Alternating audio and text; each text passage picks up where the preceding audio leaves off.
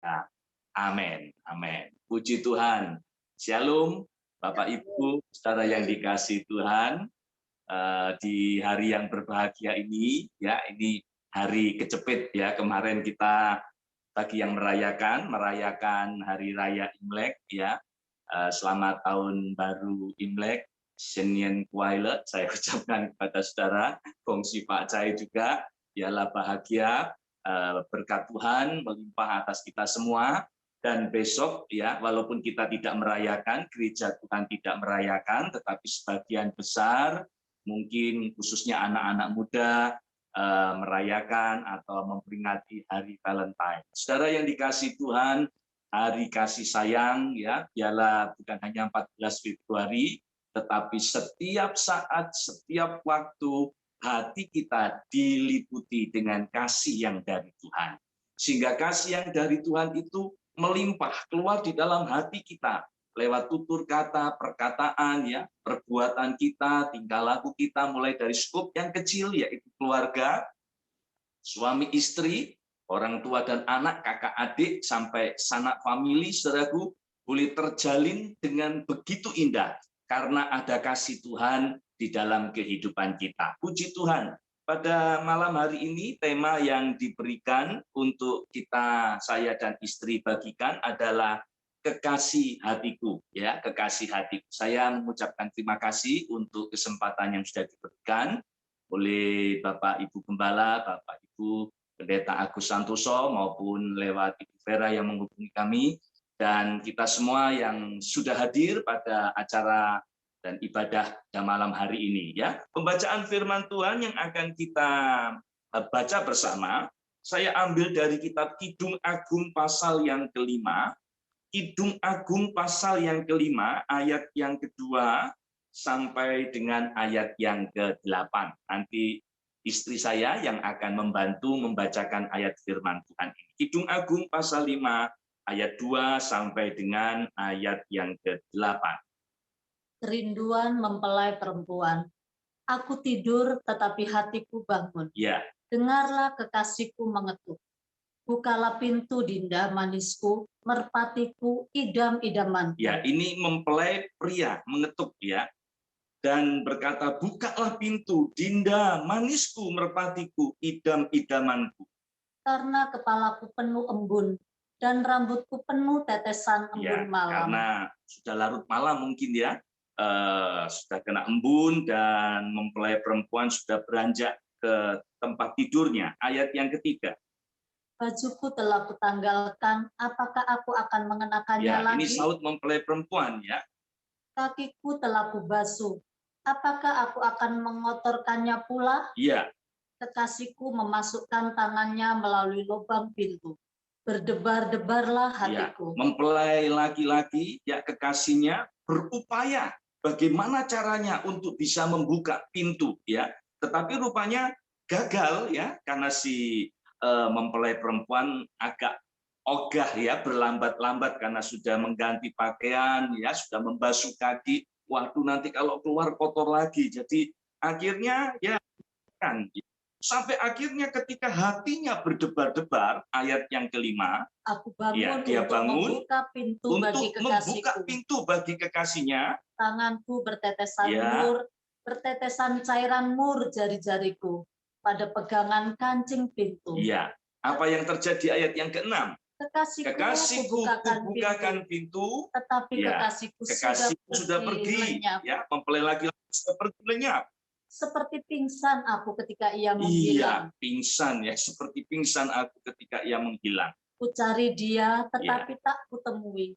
Ku panggil, tetapi tak disahutnya. Dicari di mana-mana, dipanggil ya, tetapi tidak ada suara yang menyaut. Aku ditemui peronda-peronda kota, dipukulnya aku, dilukainya, selendangku dirampas oleh penjaga-penjaga tembok. Iya, ayat 8. Kusumpai kamu, putri-putri Yerusalem. Bila kamu menemukan kekasihku, apakah yang akan kamu katakan kepadanya? Katakanlah bahwa sakit asmara aku. Katakanlah bahwa sakit asmara aku ya. Karena itu judul dari perikop ini diberi judul kerinduan mempelai perempuan. Ya, ada kesempatan sebenarnya kalau dia tidak berlambat-lambat, ya segera membuka pintu, mengizinkan kekasihnya masuk, saudaraku. Tetapi karena berlambat-lambat, ya akhirnya kemudian kekasihnya pergi meninggalkan dia. Ketika sudah pergi jauh dicari, ya dicari tetapi tidak didapatkan, sehingga dia pun berkata, ya kusumpahi kamu putri-putri Yerusalem, bila kamu menemukan kekasihku, kekasih hatiku, apakah yang akan kamu katakan kepadanya?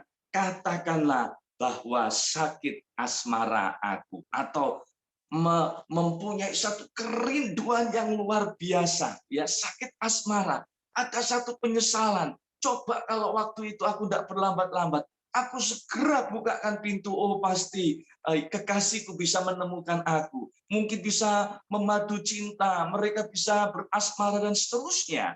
Tetapi kesempatan itu berlalu begitu saja. Mungkin karena ngantuk, mungkin karena alasan apa juga. Ya kehilangan kesempatan waktu yang ada, saudara. Sehingga ketika dicari kekasihnya dia tidak menemukan, ya, dan dia merasa punya kerinduan yang luar biasa untuk bertemu dengan kekasih hatinya.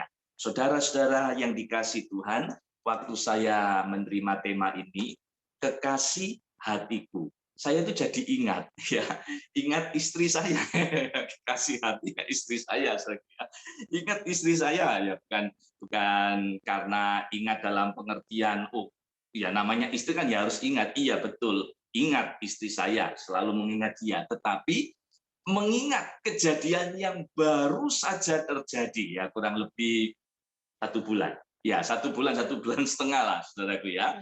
12. Tanggal 12 Desember. Ya, 12 Desember itu awalnya istri saya terkena 12 Desember mulainya ya. Ya, awal Ya. dapat suratnya 12 Ya, Desember. 12. 22. Iya, 22 Desember, 12 ketika kunjungan. Ya, nanti istri saya akan bersaksi.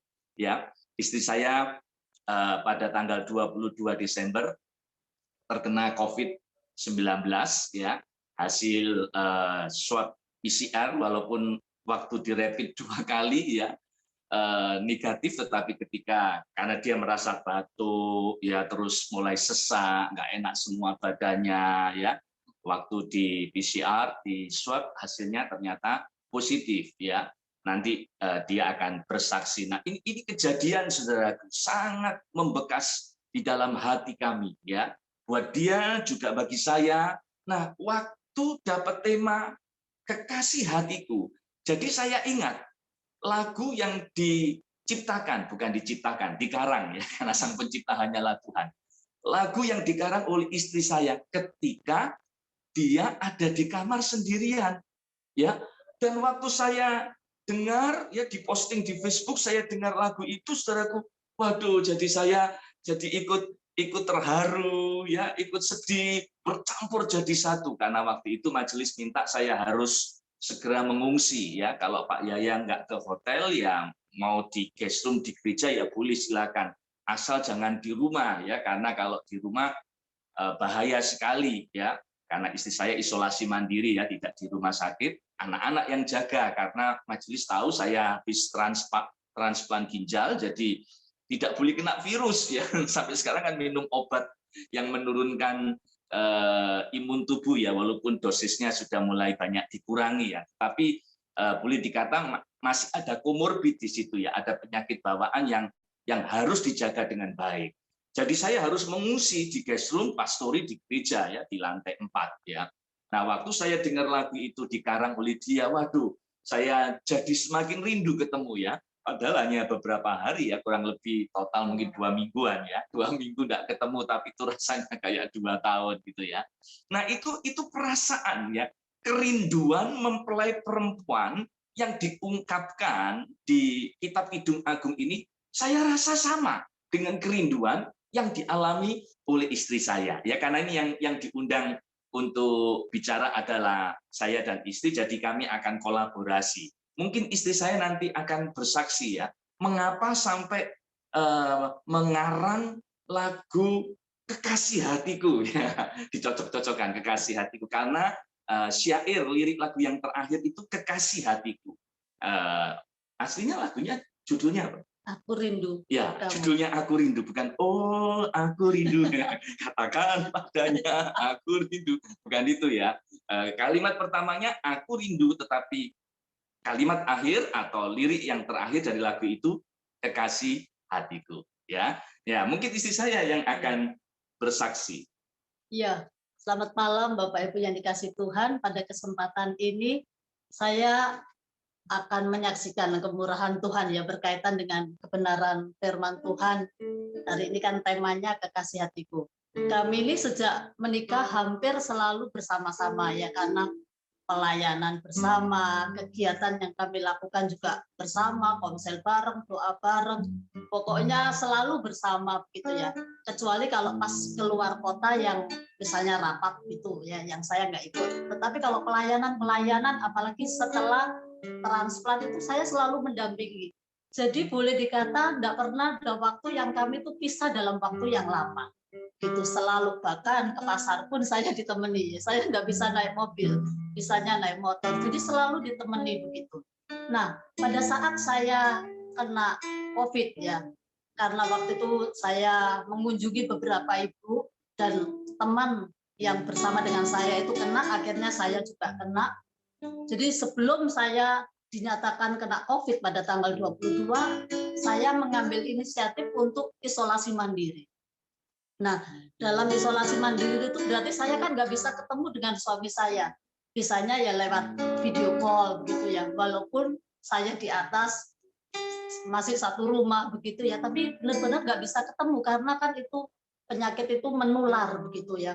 Bahkan kalau saya mau keluar itu anak-anak sudah harus dibawa semua, nggak ada yang ketemu sama sekali. Kalau mau ngasih makan ya di luar, nanti saya ngambil begitu.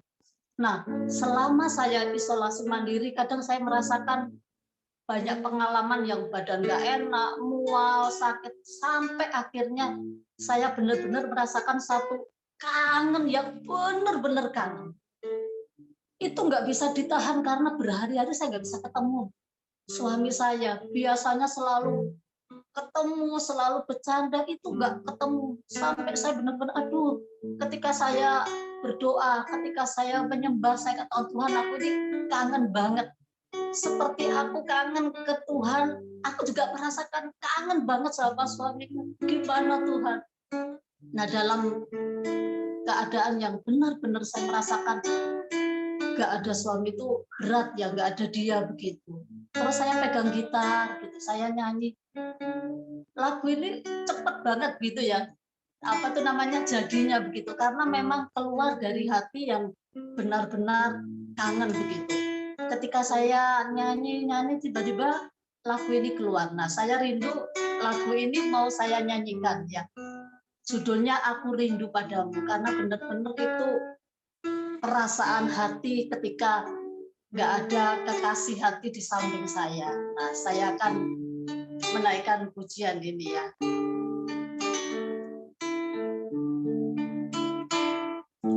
Aku rindu kepadamu, kau kekasih hatiku.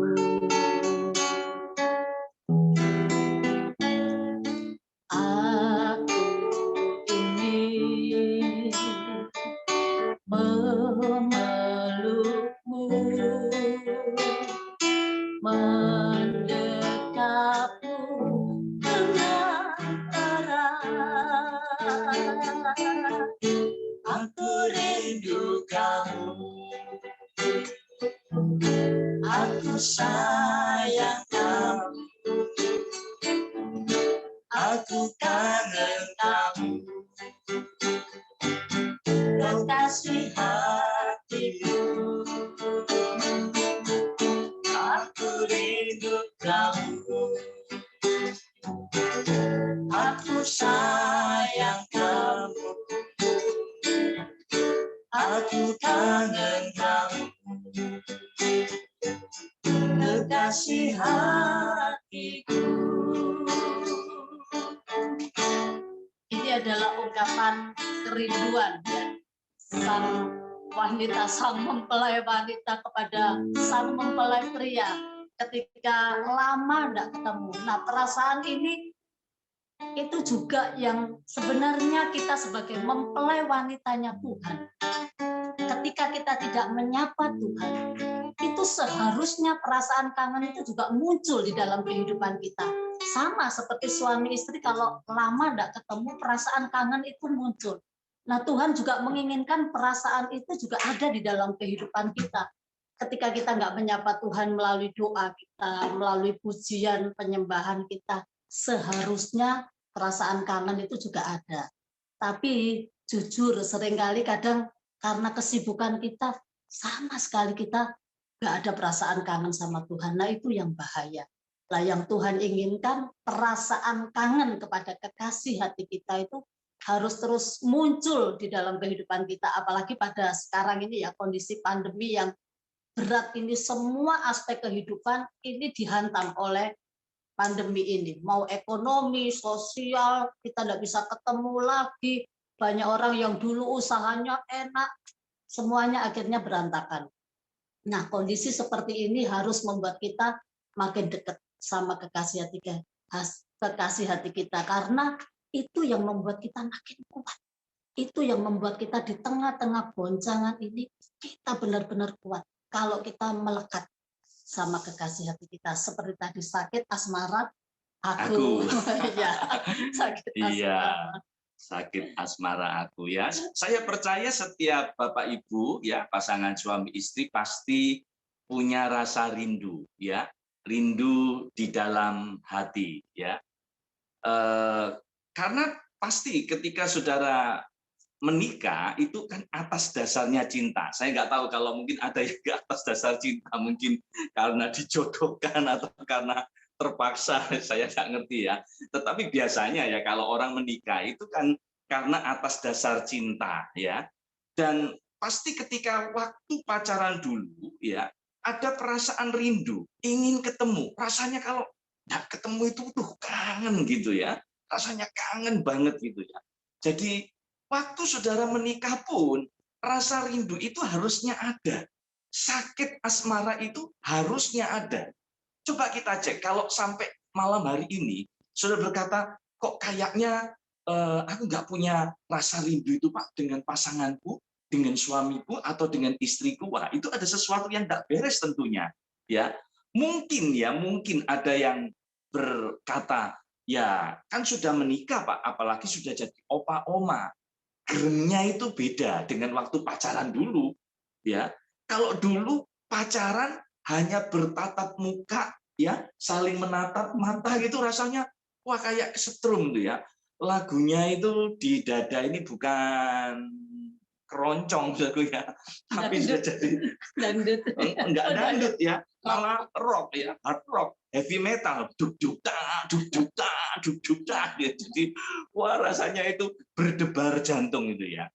Mungkin berkata, tapi sekarang enggak itu Pak, enggak ada rasanya. Ngelihat yang lihat aja, dipegang tangannya yang enggak ada kesetrumnya, enggak ada gerengnya, ya. Tetapi saya percaya, saudaraku, yang namanya rasa rindu, ya, dengan kekasih hatiku, ya, itu pasti ada di dalam diri kita. Kalau saudara tetap mencintai kekasih, mencintai pasangan. Kalau sampai saudara nggak merasa rindu, itu pasti ada yang nggak beres. Ya, saudara berkata, kayaknya saya bahagia itu Pak, kalau suami saya nggak ada di sisiku. Ya, aku senang Pak, tiap kali suamiku kerja luar kota, berhari-hari, berminggu-minggu, rasanya aku merdeka. Loh, ini ada sesuatu yang salah tentunya. Ya, nggak tahu salah dari pihak istri atau salah dari pihak suami. Ya, atau sebaliknya. Ya, suami juga mengatakan hal yang sama. Wah, seneng aku kalau istriku ini mudik pulang kampung atau ada acara retreat gereja ya 3 hari itu rasanya itu aku merdeka. Nggak kuat Pak. Kalau ketemu sama istri, waduh, cucak rowo gitu ya. Ngoceh terus. Pagi loh Pak, bangun tidur sampai malam mau tidur ngoceh terus ya. Wis nggak kuat di kupingku rasanya wis nggak kuat ya. Ocehannya itu ya kalau membangun ocehannya aneh-aneh ya maki-maki dan seterusnya. Suami pun juga merasakan hal yang sama, ya. Sehingga kalau nggak ada istri, suami berkata, wah itu jauh lebih baik. Dunia ini tenang gitu ya. Saya bisa menikmati arti hidup yang sebenarnya. Salah, saudaraku. Ya, kalau sampai tidak ada rasa rindu, sakit asmara di dalam hati kita. Maaf saya katakan, jangan-jangan cintamu sudah luntur. Jangan-jangan cintamu sudah dingin, nggak hot lagi. Ya, mari belajar. Tuhan itu kasih kita kesempatan di dalam membangun relasi suami dan istri. Jangan sampai kehilangan kesempatan untuk bersama-sama berdua dengan pasangan kita. Mempelai perempuan yang diceritakan tadi, dia kehilangan kesempatan. Coba kalau waktu itu kekasihnya ketuk pintu, dia segera buka pintu. Wah, mungkin kekasihnya kangen, dipeluk, dicium mungkin, saudaraku. Ya, mereka bisa menikmati hubungan cinta kasih satu dengan yang lain. Tetapi kesempatan itu berlalu. Mungkin si perempuan, mempelai perempuan ini mungkin capek, ogah, males, habis ngurus urusan rumah tangga, ya, dia berlambat-lambat. Suaminya, kekasihnya berusaha. Bagaimana caranya? Aku buka pintu. Aku cuma punya keinginan cuma satu, ketemu dengan dinda manisku, idam-idamanku. Aku percaya bahwa kekasihnya itu juga punya sakit asmara waktu itu. Rindu untuk ketemu dengan kekasih. Tetapi ketika kerinduan itu tidak segera direspon dengan baik, akhirnya kekasihnya pergi. Lah, ketika kekasihnya pergi malah dibukain pintu, nggak ada. Wah, dia teriak-teriak, dia panik. Ya, sumpahi kamu, ya putri Yerusalem. Ya, karena dia sudah mencari kemana dia nggak dapatkan. Kalau kau ketemu dengan kekasih hati, sampaikan pesan. Sakit asmara aku rindu, betul-betul aku rindu dengan dia. Saudaraku, kerinduan yang seperti inilah yang seharusnya ada di dalam hati kita. Saya itu biasa ya mengucapkan ucapan happy wedding anniversary buat jemaat atau kenalan ya, termasuk di media sosial ya, dengan apa? Kalimat yang pendek setelah happy wedding anniversary, tetaplah jatuh cinta ya. Singkat, tapi saya harap orang yang membaca pesan itu dia dapat menghayati. Tetaplah jatuh cinta. Sebab kalau suami istri sudah tidak ada jatuh cinta lagi, saudara, nggak punya sakit asmara lagi, nggak punya kerinduan ya untuk ketemu bercinta dengan pasangannya, wah, ada sesuatu yang bahaya. Mungkin dia sudah bosan. Mungkin ada wanita idaman lain. Mungkin ada pria idaman lain. Mungkin ada yang lain, pihak ketiga, yang membuat cintanya mulai dingin. Cintanya mulai tamat. Bisa karena bisnis pekerjaannya. Ya, bagi seorang suami yang workaholic, termasuk juga istri yang workaholic, gila kerja, mabuk kerja, ya, sehingga nggak punya waktu dengan pasangannya.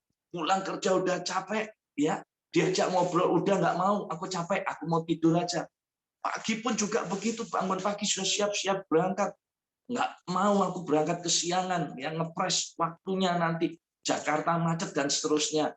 Akhirnya kemudian jarang ketemu dengan kekasih hati. Atau istri pun juga beralih.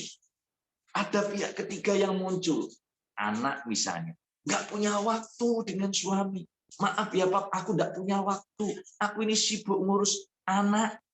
Ya, tiap setahun sekali nyetak anak. Ya. Punya anak tiap setahun sekali. Ada jemaat kami beberapa tahun yang lalu sudah pindah gereja. Tiap setahun sekali punya anak. Maaf, padahal pasangan suami istri ini adalah seorang pemulung.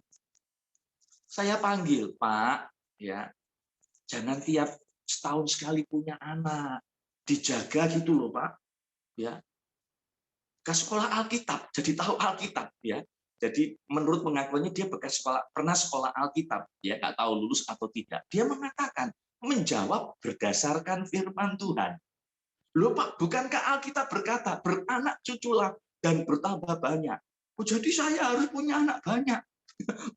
Biar mungkin pertumbuhan jemaat makin bertambah banyak gitu mungkin ya, dengan target 10-20 tahun lagi terjadi multiplikasi di dalam jemaat gitu ya. Wah, saya guyonan ya, saya jawab seenaknya, Pak, waktu itu bumi ini masih kosong, Pak, belum ada penduduknya, makanya Tuhan suruh beranak cucu bertambah banyak. Sekarang sudah padat, Pak. Jangan nyetak anak terus tiap tahun, Pak. Waduh, hidup ini susah, Pak. Nih, nanti mikir 5-10 tahun lagi bagaimana dengan pendidikan anak-anak. Semua serba mahal, biaya pendidikan juga mahal, ya. Rupanya dia tersinggung ya dengan nasihat saya. Lalu kemudian kita ke gereja lagi. Ya udahlah ya. Kami coba kunjungi besok ya. Rupanya dia sakit hati. Ya udahlah, itu pilihan dia yang terbaik. Tujuannya kita baik, Saudaraku ya. Jadi mari kita belajar untuk memiliki satu kerinduan ya. Kerinduan sakit asmara dengan kekasih hati kita. Bapak Ibu, saya ingin menambahkan saja bahwa di dalam hubungan pernikahan ya, untuk mempertahankan kekasih hati kita, pernikahan kita itu harus sehat ya, harus sehat. Sehatnya dengan apa? Ya, sehatnya dengan 5M ya, 5M. Saya ini baru dapatkan tadi sore, Saudaraku ya. 5M ini ya, untuk kita bisa bagikan ya di acara pada malam hari ini. 5M itu apa? Ya, mengingat dari 5M protokol kesehatan. Dulu kan 3M, ya, sekarang ditambah 5M gitu ya. Biar ampuh obatnya gitu ya untuk memutus COVID ya 19 ini, Saudaraku ya. M yang pertama memakai masker. M yang kedua mencuci tangan ya dengan sabun dan air yang mengalir. Yang ketiga apa? Menjaga jarak ya. Social distancing atau kemudian dipertegas lagi physical distancing, ya. Menjaga jarak. Yang keempat ditambah lagi menjauhi kerumunan ya. Dan yang kelima membatasi mobilisasi dan interaksi. Ya, sebenarnya 3, 4, 5 hampir mirip lah ya. Ya, 3, 4, 5 hampir mirip. Menjaga jarak, menjauhi kerumunan, membatasi mobilisasi dan interaksi. Ya. Jadi 5M supaya sehat, supaya tidak terpapar COVID-19. Istri saya, ya tadi belum cerita kenapa kok terkena COVID. Sudah diceritakan. Oh, sedikit. Ya, sedikit ya. Jadi istri saya terkena COVID itu, ya. Ya, kita ini protokol kesehatan sudah kita perhatikan. Ya, kemana-mana selalu pakai masker.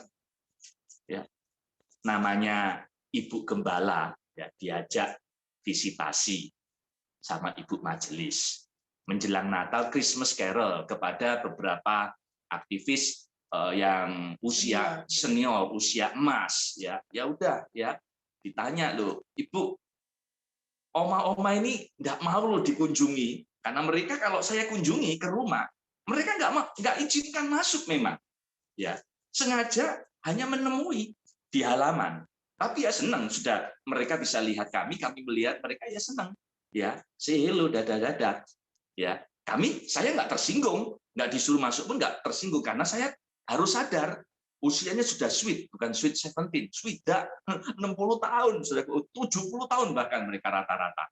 Ya, Oma Desi, Oma Eni, Oma Petra, Oma Trivena itu kan 70 tahunan semua. Oma Yan Im 70 tahunan semua. Jadi ketika mereka mau dikunjungi agak keberatan, tetapi Ibu Majelis ini mengatakan saya sudah rapid test kok ya, hasilnya negatif, aman-aman ya, aman ya, ya udah berangkat. Nah, namanya dikunjungi Ibu Majelis, dikunjungi Ibu Gembala, ada juga salah satu di antara yang dikunjungi memang ada yang tidak mengizinkan masuk, tapi ada yang mengizinkan masuk, dikasih makanan. Nah, makan-makan. Padahal istri saya sudah jaga jarak tentunya di mobil itu pakai masker selalu, ya bahkan masker medis ya. Jadi kasih makan nggak dimakan kan ya sungan ya udahlah makan. Ya pikirnya aman ya. Teman visitasinya kan rapid kan negatif, ikut makanlah di situ. Kemungkinan tertularnya di situ. Waktu nyampe di rumah hujan gerimis, ya saya ambil payung, Saya samperin istri saya jemput ya di depan, karena depan rumah itu ada portal sehingga nggak bisa masuk mobilnya. Saya jemput ya. Waktu saya jemput saya dengar, loh, ibu ini kok batuk-batuk. Waduh non, kamu tadi dengar enggak? Bu, ini batuk-batuk loh. Iya tadi batuk-batuk terus itu di mobil. Wah, gimana dia? Sehat enggak ya? Ya katanya di rapid negatif. Selang berapa hari? 5 hari ya?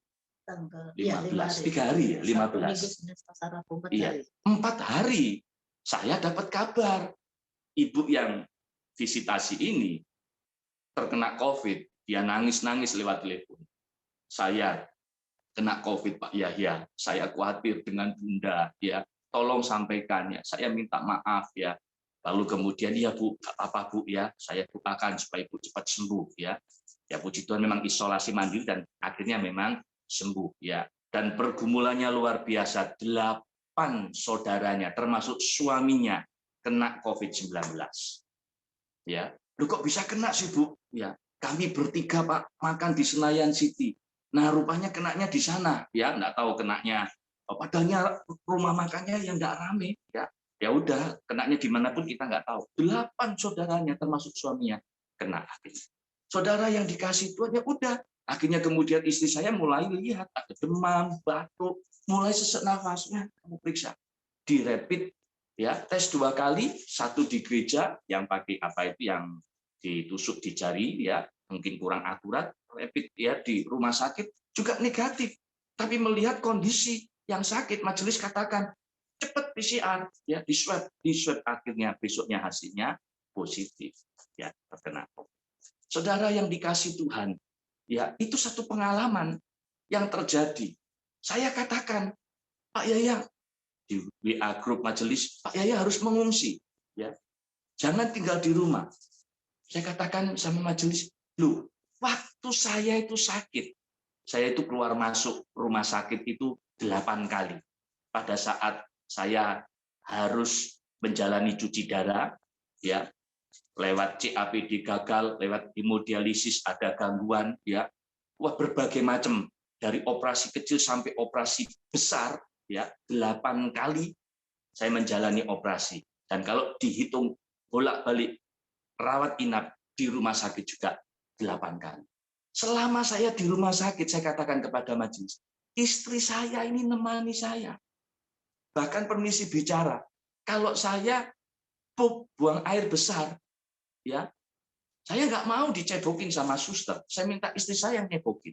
Nah, 2 tangan ini semua ada selang, infus dan sebagainya. Ya, jadi bagaimana? Ya, ketika istri saya sakit, nggak mungkin saya kemudian meninggalkan dia sendirian di kamar. Ya. Jadi saya harus nunggu. Wah, tapi ada salah satu rekan majelis, saya respect, apresiasi dengan Bapak. Tapi kami ini memikirkan Bapak, keselamatan Bapak, keselamatan keluarga, kesehatan Bapak. Jadi tolonglah Pak, kalau bisa Bapak, wah, diteleponi saya di grup, sepertinya saya nggak mau, ditelepon, dinasihati oleh penatua, oleh ibu majelis, ya, mereka mendorong saya untuk keluar karena kami ini kasihan sama Bapak. Ya, akhirnya pada hari yang kesekian, akhirnya saya kemudian meninggalkan rumah, tapi tetap saya pantau, ya, dan saya serahkan kepada anak-anak untuk menjaganya. Saudaraku sama, ketika istri saya mengalami apa yang namanya rindu banget ketemu, saya juga rindu. Jadi kalau ketemu lewat video call itu ya itu obatnya. Ya puji Tuhan sekarang ini kan canggih gitu ya. Rindu pengen ketemu bisa video callan gitu ya. Dulu waktu saya pacaran, saya di Salatiga, dia di Surabaya, 5 tahun saya kuliah di Fakultas Teologi Universitas Satya Wacana Salatiga. Ya surat-suratan aja, baca surat cintanya seminggu sekali sudah ya. Tapi sebulan sekali saya mesti pulang karena apa? Ada satu rindu yang luar biasa ingin ketemu. Nah, rasa rindu itu sampai saat ini itu ada di dalam diri kami. Waktu saya ikut mission trip di Korea Selatan juga, saudaraku, nah, ada seminar juga di sana, ya, itu rasanya nggak ketemu sehari 2 hari rindu, -3, -5 derajat, ya, dingin, saking rindunya saya pengen, ya, ketemu. Kalau nggak bisa, belum ada video call itu, telepon interlokal dari Korea Selatan, ya, dengar suaranya aja itu, Waduh, seneng. Walaupun waktu keluar itu mimisen berdarah karena mungkin saking dinginnya, saya nggak tahan mungkin. Waduh, saya lihat lu kok mimisen keluar darah di hidung. Ya, tapi saya usahakan, ya, usahakan bisa beberapa hari sekali karena sekitar 2 minggu, berapa minggu? Iya, Iya, hampir 2 minggu di Korea Selatan ikut seminar, juga ikut melayani juga di beberapa gereja yang ada di Korea Selatan. Jadi karena rasa rindu itu, saudaraku ya, sampai harus berani bayar harga. Nah sama, saudaraku. Kalau sampai saat ini kita masih punya pasangan hidup, ayo kita belajar ya untuk memiliki hubungan yang manis. Kita memang tidak sempurna. Jangan dikira pendetaku tidak bisa konflik. Bisa terjadi konflik. Yang namanya dua pribadi disatukan itu susah. Tapi mari kita belajar kembali kepada 5M agar pernikahan kita sehat. Ya, sehingga kita tetap memiliki cinta dan kasih di dalam hati kita dengan pasangan hidup kita. 5M di dalam protokol kesehatan suami istri. Kalau boleh saya menjelaskan mengambil dari 5M protokol kesehatan untuk memutus mata rantai COVID-19, yang pertama yaitu menjaga perkataan. Makanya masker kan ditaruh di mulut. Ya tentunya dengan hidung yang betul kan dari hidung sampai dagu harus nutup. Ya, mulut dan hidung. Ya, menjaga perkataan. Istri saya mungkin bisa bersaksi bagaimana selama ini supaya kalau saya nyampaikan firman itu ada kesaksiannya gitu ya, bukan cuma berteori. Bagaimana? Mungkin apakah saya pernah menyakiti dengan kata-kata yang kasar atau makian ya. Ya memang ketika suami istri menikah dengan beda latar belakang, beda pendidikan, semuanya beda. Kadang memang ada gesekan, tapi satu hal yang saya tahu, kalau misalnya saya salah atau suami salah, kami ini tidak pernah nggak pernah ngomong dengan kata-kata yang keras. Suami saya dari menikah sampai detik hari ini tidak pernah terus mengatakan saya ngata-ngatain gitu ya dengan kata-kata yang keras, apalagi sampai anak-anak dengar, itu nggak pernah sampai detik hari ini. Karena itu kalau kita ada konflik, selalu biasanya kita diam dulu. Kalau dua-dua udah lerem gitu, orang Jawa bilang udah lerem, kita ngomong baik-baik. Tadi kenapa sih kayak gitu?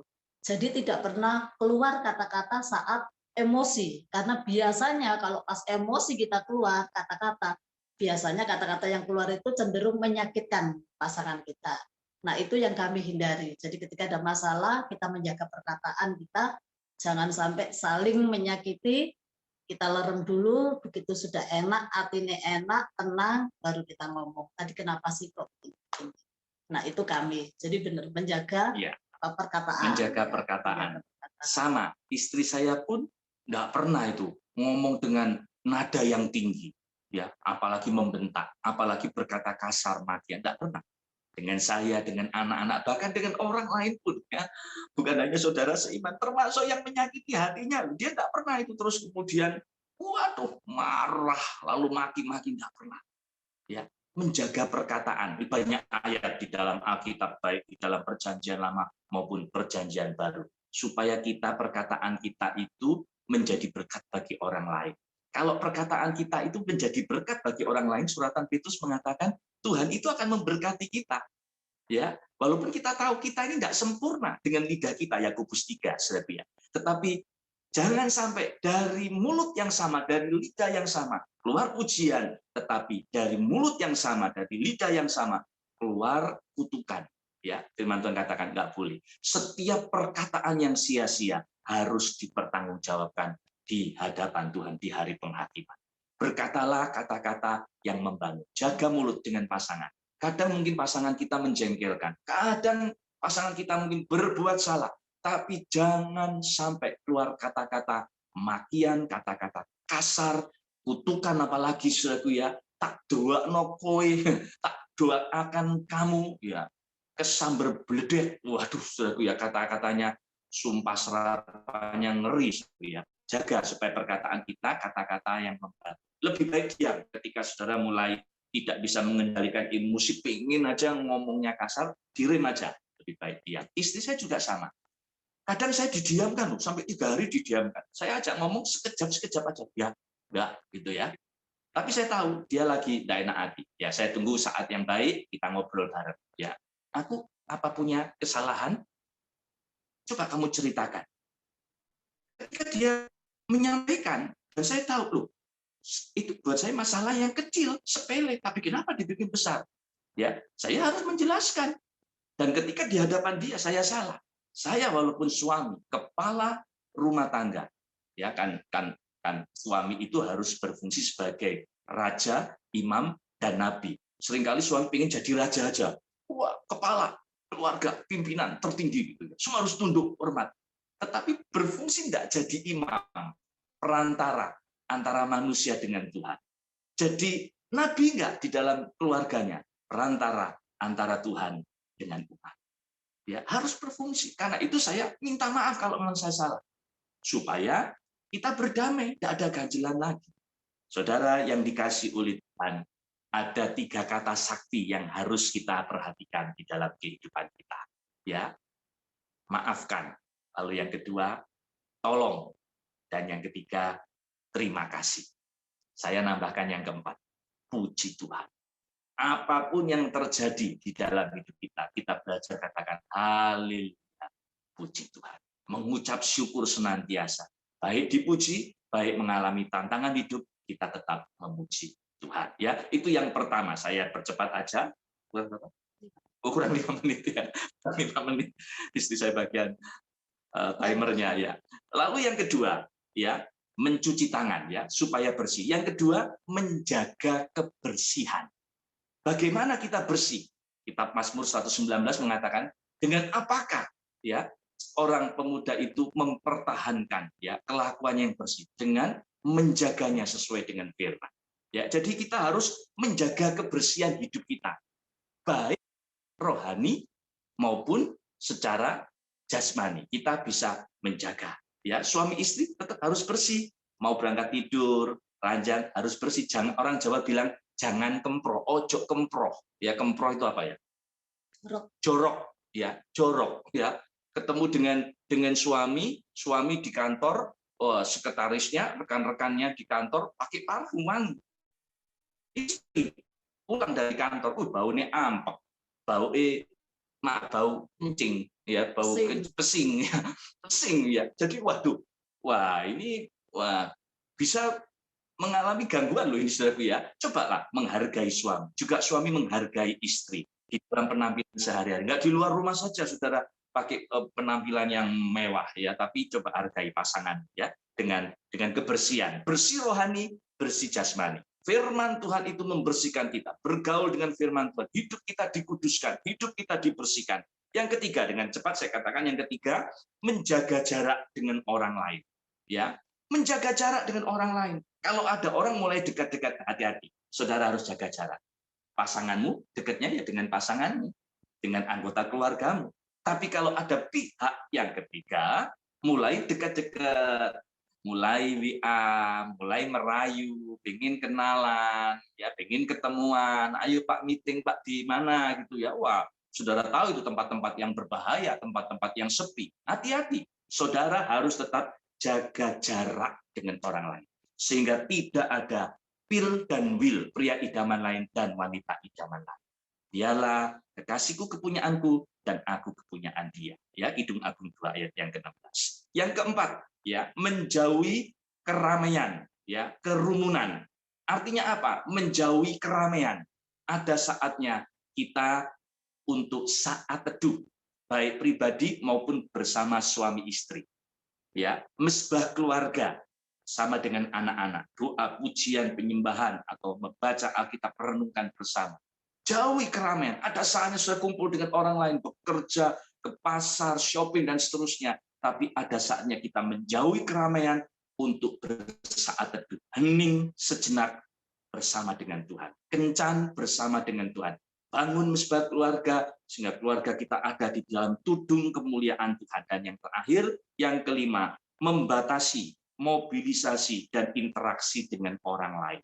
Ya, artinya apa? Yang kelima, artinya suami istri harus punya waktu untuk dating, untuk pacaran lagi. Kadang saya nggak mau diganggu sama anak-anak, tapi mami mau pergi berdua.